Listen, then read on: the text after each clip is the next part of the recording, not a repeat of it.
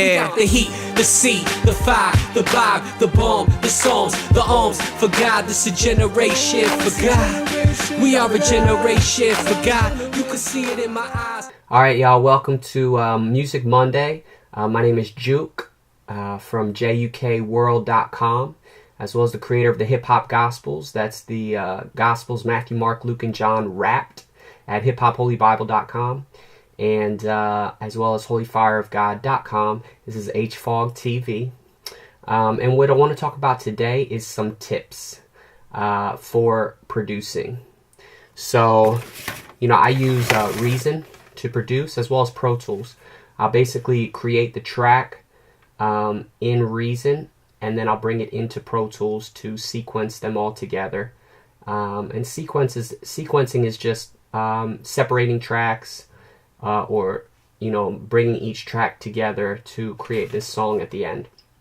So I'm going to give you 6 tips. These are 6 production tips that you can use today that will greatly help you out, especially if you're just starting out with making awesome beats.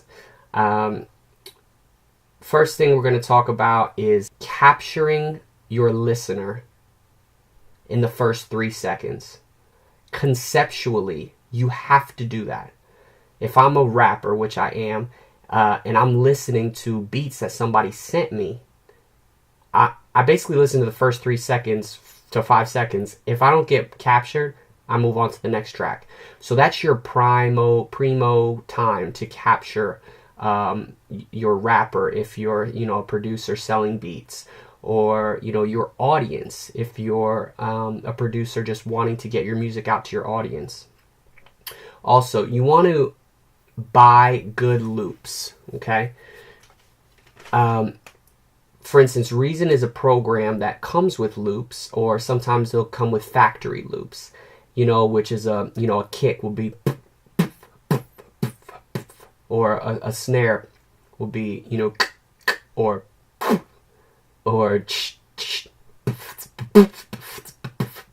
but you want to make sure that you don't just use the stock beats. I mean, if you really want to get better at making beats, I mean, you can make a beat with the stock beats that you get, but I would recommend buying additional beats. Some people just download them for free.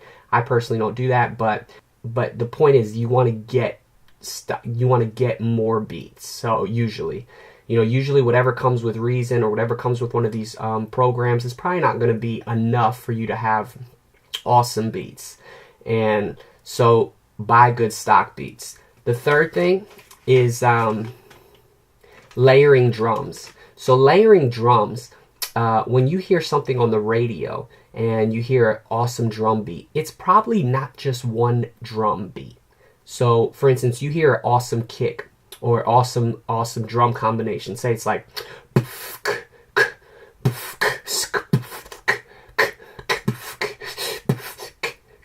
and so you hear that on the radio, and you're like, oh, that's awesome. So it's just a kick with a clap, but there's probably actually layers upon layers of different sounds to make up that one sound. So that's called layering drums. You want to do that. You want to to give it that thickness, especially if you're promoting your stuff to a rapper. I know as a rapper, I want something that's gonna bang. I want something that's gonna hit. You have to, when you're promoting your beats to a rapper, understand that they're thinking about hits. So you have to give them something that's gonna make their music hit. And so you have to give them something. The kick's got to be real solid, real loud, and then the snares got to, they got to really hit hard. Another thing, the fourth thing, when mixing, put your kicks in the middle and your snares on the right and left.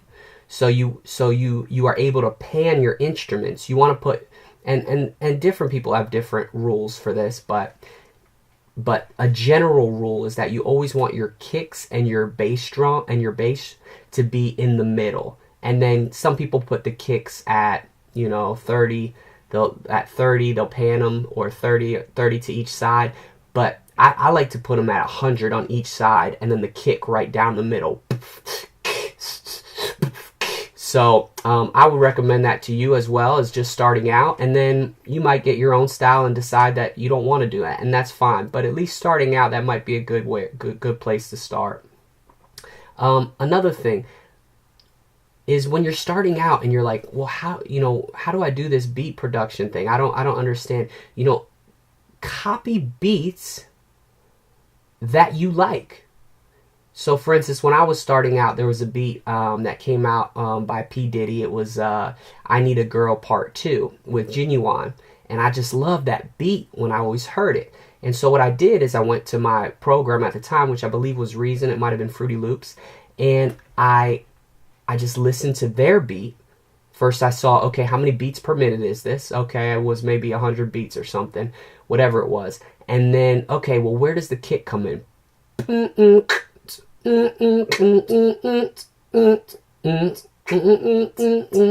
Whatever it was, and I listened to it, and whatever I heard, that's what I duplicated. And then I ended up coming up and basically copying their beat and creating my version of the beat. But what that did was it put me in the producer's shoes so that I can begin to think like them and begin to make beats as they so after as they do. So after you do the beat, you can say, okay, well, what would I have done that's different? And what it taught me was that I was being too complex. Like that beat basically is a kick to a snare, a kick, a hi-hat, and I think maybe one other hi-hat in there.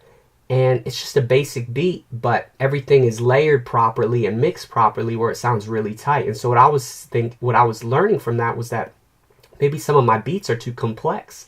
Maybe having 8 kicks going in different directions is not a good thing. And so you learn things from doing that. And the last thing that I'll say is about leads. You want to have a lead in every song that you do, so that every time your song comes on, there's something specific about it that people recognize right away. There's certain songs that come on, and as soon as they come on, you recognize the song right away. You already know what it is. Nobody needs to tell you the name of the song.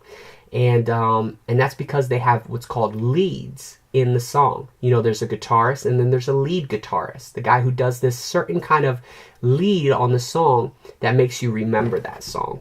So I'm just going to go through a couple of more famous songs and show you what I'm talking about. These are what are called leads. It's the rock in the building.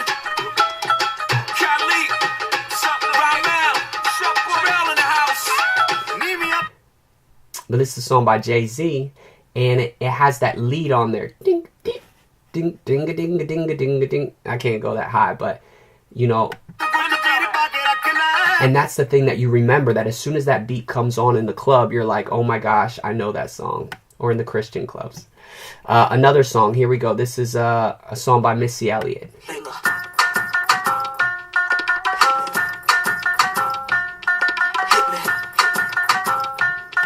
Now, when they're making this beat, the basic chords for the song are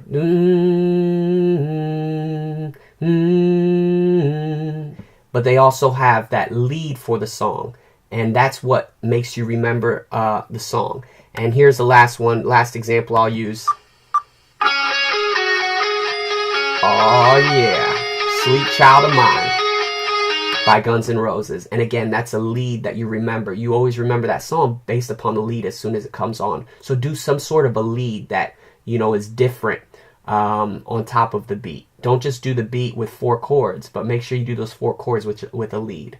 Again, this has been Juke with some production tips for you from ZOOMworld.com, as well as the creator of the Hip Hop Gospels. That's Matthew, Mark, Luke, and John, the Gospels Wrapped. It's never been done before. And HolyFireOfGod.com, HFOG TV. Please subscribe. Leave any comments you have at the bottom, and we'll be sure to get to those questions or comments as we see them there.